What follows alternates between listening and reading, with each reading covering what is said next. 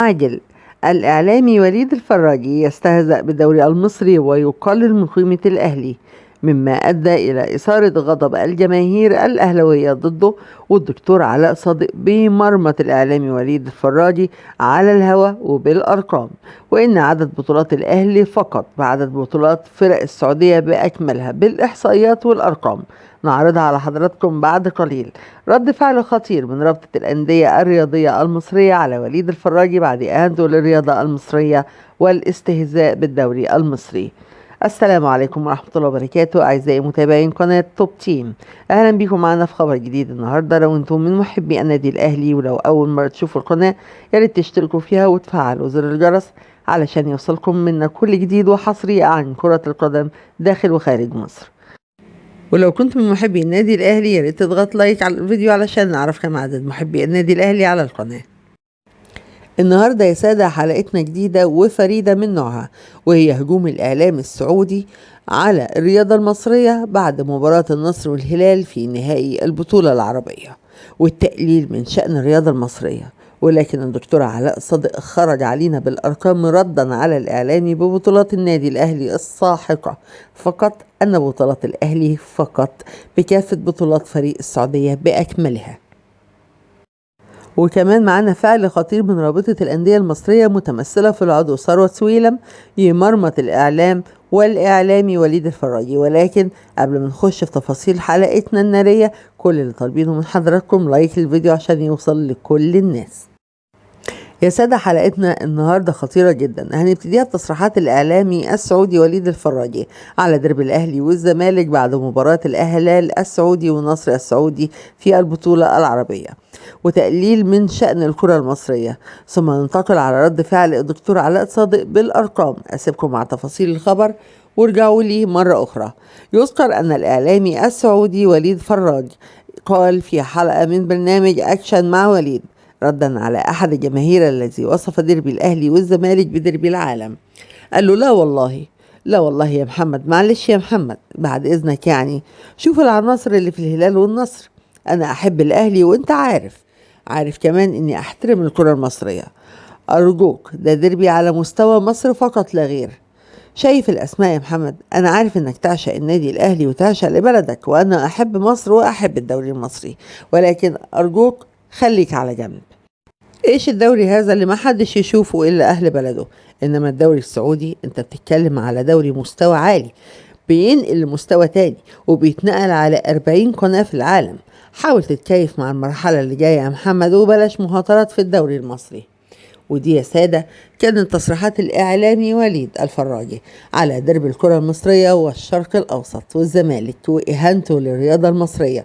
نخش بقى على رد فعل الدكتور علاء صادق اللي كان رد فعل صادم جدا، وهو بيمرمط الإعلامي السعودي بالأرقام، وهي بطولات الأهلي فقط بكافة بطولات كل الفرق السعودية.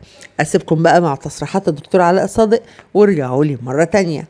صرح الدكتور علاء صادق على الإعلامي السعودي وليد الفراجي وقال له أولا قبل ما تتكلم عن الكرة المصرية والنادي الأهلي راجع التاريخ وشوف الإحصائيات بالأرقام وبلاش تصريحات تخاريف.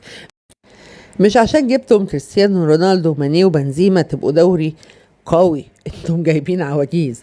بالنسبة للفرق بتاعهم دول عواجيز، هم سايبينهم اصلا عشان قوتهم ضعفت امام المنافسين. يعني انتم دوري المسنين وليس دوري المحترفين.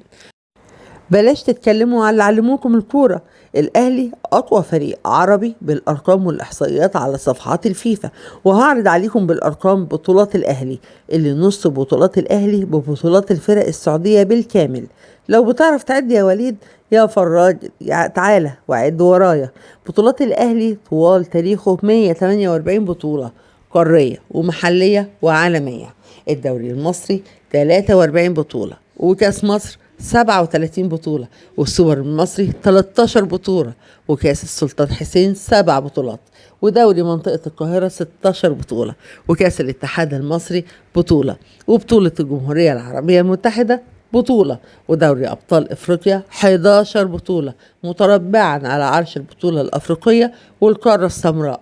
كأس الكؤوس الأفريقية 4 بطولات، وكأس الكونفدرالية الأفريقية بطولة وحيدة، والسوبر الأفريقي 8 بطولات، وكأس الأفرو آسيوية بطولة، ودوري أبطال العرب بطولة، كأس الكؤوس العربية بطولة، كأس السوبر العربي بطولتين. يعني إجمالي عدد بطولات النادي الأهلي 148 بطولة.